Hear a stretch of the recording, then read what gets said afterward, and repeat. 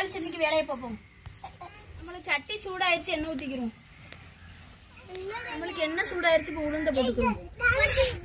இதோட வத்தல் போட்டுக்கிறோம்.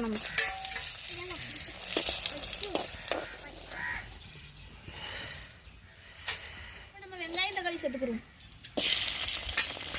அதோட 2 கொத்தமல்லியும் சேர்த்துக்கிறோம்.